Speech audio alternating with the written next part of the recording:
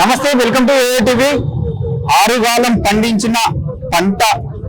పండించిన రైతులకు 3 నెలలుగా వేచి చూస్తున్న రైతులకు తెలంగాణ రాష్ట్రంలోని సిరిసిల్ల జిల్లాలోని వేములవాడ నియోజకవర్గంలోని రైతులకు దానికి అనుకూలంగా సపోర్ట్ గా గత 2 రోజుల క్రితం వేములవాడ నియోజకవర్గ భారతీయ జనతా పార్టీ కార్యకర్తలు చేసిన కృషి నిజంగా అభినందనీయం. దాని కృషి ఫలితమే ఈ రోజు రైతుల ఖాతాల్లోకి డబ్బులు వచ్చేశాయి. ఇదే అంశంపైన మనతో పాటు మాట్లాడడానికి భారతీయ జనతా పార్టీ వేములవాడ నియోజకవర్గ ఇన్ఛార్జ్ డాక్టర్ చెన్నమనేని వికాస్ రాష్ట్ర అధికార ప్రతినిధి గారు మనతో పాటు ఉన్నారు. వారితో మాట్లాడదాం. సార్ చెప్పండి సార్, మొత్తానికి అంటే ఇది రైతుల విజయంగా భావించవచ్చా, సో భారతీయ జనతా పార్టీ కార్యకర్తల విజయంగా భావించవచ్చా?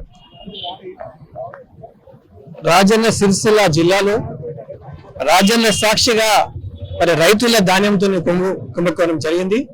మరి మల్లారం, మల్లిపరి, మూకల్మేరి గ్రామంలో రైతులకు వడ్ల పైసలు రాలేదని దాదాపు వారం రోజుల నుంచి మరి బీజేపీ కార్యకర్తలు రైతుల పక్షాన పెద్ద ఎత్తున పోరాటం చేస్తున్నారు. మరి ఈ రోజు దాని పరిణామమే దాదాపు 58 రైతులకు 52 లక్షల రూపాయలు వాళ్ళ అకౌంట్ లో జమ అయినాయి, దాదాపు 3 నెలల వరకు తర్వాత. మరి కుంభకోణాన్ని మనం చాలా తీవ్రంగా పరిగణించాలి. ఎందుకంటే రైతులని మనం అల్లకొల్లం చేస్తే మనం బాగుపడము.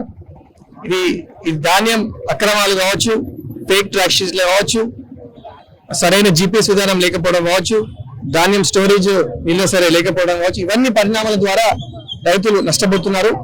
రైతులే కాదు, ప్రభుత్వ ధనం కూడా స్కామ్ల ద్వారా మరి వృధా అవుతుంది. బీజేపీ దీని గురించి తీవ్రంగా మరి స్పందించి ధర్నా కార్యక్రమం చేపట్టినాం. దాని తర్వాత కార్యకర్తలు గాయాలు కూడా జరిగినాయి.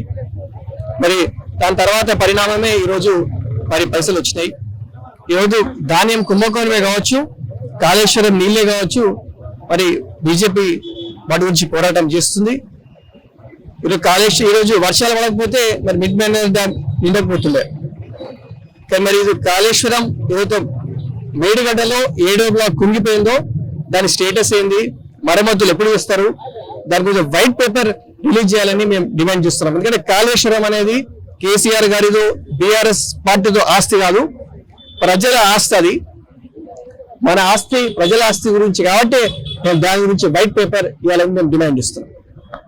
తెలంగాణ రాష్ట్రంలో పెరుగుతున్న వరి దిగుబడికి అనుకూలంగా కేంద్ర ప్రభుత్వం నుండి కేంద్ర మంత్రివర్యులు బండి సంజయ్ గారు 40 లక్షల మెట్రిక్ టన్నుల అదనపు బాధ్యతలు అంటే అదనపు పర్మిషన్ తీసుకొచ్చారు. ఒక పక్క చూస్తే రైతులు పండించిన పంటకే డబ్బులు దిక్కులు. సో అంటే ఇప్పుడు మీతో పాటు భారతీయ జనతా పార్టీకి చెందిన కార్యకర్తలు రోడ్డెక్కేంత వరకు కూడా ప్రభుత్వం నిద్రపోతుంది. ఎలా చూస్తారు? ఖచ్చితంగా రైతు భరోసా అని 6 గ్యారంటీలని 420 హామీలని రైతులు ముచ్చట చేశారు. రైతు భరోసా మరి ఇస్తా అన్నారు, మరి సగం అరకొరగా ఇస్తున్నారు. దాదాపు 14,000 15,000 ఇస్తా అన్నారు, వాళ్ళు ఇస్తలేరు. రైతు కూలీలకు ఇస్తా అన్నారు అమౌంట్, అది ఇస్తలేరు. అది కాకుండా రైతులను ఈరోజు రైతుల ధాన్యం పైననే ఈ కుంభకోణం రాజ్యాంగ సాక్షిగా జరిగిందంటే ఇంత దారుణం మనం గమనించాలి. రైతులు ఇప్పుడు అతివృష్టి అనావృష్టితోని వారు బాధపడుతుంటే ఇది కుంభకోణం కూడా, దాని ద్వారా కూడా రైతు ధాన్యం పైన దందా చేస్తున్న దారులను మరి ప్రభుత్వం శిక్షించాలి. ఎవరైనా కానీ మరి ప్రభుత్వాన్ని మేము డిమాండ్ చేస్తున్నాము, రైతులను ఆదుకోవాలి. బీజేపీ కార్యకర్తలు రైతుల పక్షాన ఇప్పుడు ఉంటారని సంజయ్ గారి నాయకత్వంలో మేము ముందుకెళ్ళబోతున్నాం. సార్ ఒక్కటి చెప్పండి సార్, కాంగ్రెస్ గవర్నమెంట్ వచ్చి 2.5 సంవత్సరాలు దాటిపోయింది. ఒక పక్క ఒక సాధారణ వ్యక్తి కట్టుకున్న ఇల్లు హైదరాబాద్ లో వేసుకున్నట్టయితే కూల్చేస్తున్నారు. వాళ్ళ ఈఎంఐలు కట్టాల్సిన పరిస్థితి, ఆఖరికి వస్తే ఇల్లు కూడా లేదు. ఎట్లా చూస్తారు సార్ ఈ హైడ్రా వ్యవస్థని? ఎలా చూస్తారు? ఇది ఒక ఎక్స్ట్రా కాన్స్టిట్యూషనల్ వ్యవస్థలా మారింది. ఇది కేవలం ప్రభుత్వం వాళ్ళ దగ్గర పైసలు లేవని స్వయం రేవంత్ రెడ్డి గారు అన్నారు, అప్పులు తెలంగాణ. ఇది రెవెన్యూ జనరేట్ చేయడానికే ఇది పేదల ఇల్లు కూడా పెడుతున్నారు.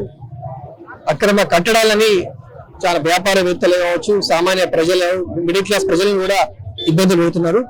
ఇది కేవలం ఒక రెవెన్యూ, రాష్ట్ర ప్రభుత్వం డబ్బు లేదని ప్రజలను హింసించి డబ్బులు గుంచే పర్వంలా అని హైడ్రా మనం భావించాలి. వారు స్వయానే చెప్పిండ్రు, ఇది హిట్లర్ నుంచి వాళ్ళు ప్రేరణతో దీన్ని హైడ్రా అని పేరు పెట్టిండ్రు. సో అలా పరిగణించాలి. మరి కాంగ్రెస్ ప్రభుత్వంలో రైతులు కావచ్చు, యువత కావచ్చు, ఉద్యోగులు కావచ్చు, అందరూ మహిళలు కూడా మరి వాళ్ళు ఎన్నో అసౌకర్యాలు గురవుతున్నారు. రాబోయే రోజుల్లో మరి ప్రజలు ఆలోచించి తగిన నిర్ణయం తీసుకుంటారని మేము భావిస్తున్నాం. రైతుల సమస్యలను మొదటగా రూరల్ మండల శాఖ ఆధ్వర్యంలో లేవనెత్తినప్పటికీ పూర్తి నియోజకవర్గ నాయకులు, కార్యకర్తలు దీనిలో సమిష్టిగా కృషి చేశారు. సో భాజపా కార్యకర్తలకు, నాయకులకు ఏం చెప్పబోతున్నారు ఈ విజయం పట్ల? ఖచ్చితంగా ప్రజాక్షేత్రంలో ప్రజల సమస్యలు మేము తెలుసుకొని వారి పక్షాన ఉండు ఎల్లప్పుడూ ఒక భరోసా. బీజేపీ కార్యకర్తలు అంటే భరోసా. ఈరోజు వేములవాడ పట్టణమే కావచ్చు, 800 కౌన్సిలర్స్ ఉన్నారు. ఒక ట్రేడ్ మార్క్. బీజేపీ సర్పంచ్ అయినా, కౌన్సిలర్ అయినా మరి వాళ్ళు పనిచేస్తే, ఎంత బాగా పనిచేస్తే అంత బాగా రిపోర్ట్ ప్రజలకు నమ్మకం కలుగుతుంది. ఆ రీతిలో కూడా అందరు చక్కగా పనిచేస్తున్నారు. బీజేపీ కౌన్సిలర్స్ కావచ్చు, సర్పంచ్లే కావచ్చు, మరి ఆర్గనైజేషన్ పరంగా మండల అధ్యక్షులు కావచ్చు, అందరం ప్రజాక్షేత్రంలో మేము ఉంటుకుంటూ వాళ్ళ సమస్యలు ఎల్లప్పుడూ గమనించి వాళ్ళ ద్వారా తెలుసుకొని మరి ప్రభుత్వం మెడలు వంచైనా వాళ్ళ పనులు కావాలని మేము ప్రయత్నిస్తామని సందర్భంగా మనం చేసుకుంటాం. ఎలా ఉండబోతుంది సార్? ఇప్పుడు 3 కార్పొరేషన్లు అయితే వస్తుంది, అంటే వరంగల్ తో పాటు చూసుకుంటే 4 కార్పొరేషన్లు అయితే వస్తున్నాయి. సో ఎలా ఉండబోతుంది గ్రామ స్థాయిలో కావచ్చు? ఇప్పుడు అర్బన్ ఎన్నికలు జరుగుతుంది. సో ఎలా ఉండబోతుంది? భాజపా ఎలా ఉంది? ప్రజలు గమనించారు, డబుల్ ఇంజిన్ సర్కార్ వస్తేనే, ట్రిపుల్ ఇంజిన్ సర్కార్ కావాలి. క్షేత్ర స్థాయిలో సర్పంచ్ ఎలక్షన్ కావచ్చు, మరి మున్సిపాలిటీ ఎలక్షన్స్ కావచ్చు, జిహెచ్ఎంసీ ఎలక్షన్స్, స్థానికంగా స్టేట్ గవర్నమెంట్, సెంట్రల్ గవర్నమెంట్ నిధులు వచ్చి ఎక్కువ సెంట్రల్ గవర్నమెంట్ నుంచి వస్తున్నాయి. సో నిధులు వచ్చే సెంట్రల్ గవర్నమెంట్ కావచ్చు, ఇక్కడ కూడా ప్రభుత్వం బీజేపీ చూస్తే ఇంకా నిధులు పక్కదారి వెళ్ళకుండా, కరప్షన్ కాకుండా నేరుగా ప్రజల అవసరాలు తీరుస్తాయని ప్రజలకు నమ్మకం ఉంది.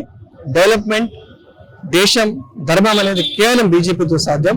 మౌలిక సదుపాయాలు కూడా బీజేపీతోనే సాధ్యం. మహిళలు, యువత, మరి రైతులు, మౌలిక సదుపాయాలు. ఈరోజు మోడీ గారు బుల్లెట్ ట్రైన్లు, మరి 3 బుల్లెట్ ట్రైన్లు మరి హైదరాబాద్ వస్తున్నాయంటే తెలంగాణ పట్ల వాళ్ళకి ఎంత మరి ఫోకస్ ఉందో, శ్రద్ధ ఉందో మనం గమనించవచ్చు. ఈరోజు జైరాబాద్ ఇండస్ట్రియల్ పార్క్ కావచ్చు, కాజీపేట్ రైల్వే కోచ్ ఫ్యాక్టరీ కావచ్చు, తెలంగాణ సమ్మక్క సారక్క యూనివర్సిటీ కావచ్చు, ఇలా ఎన్నో.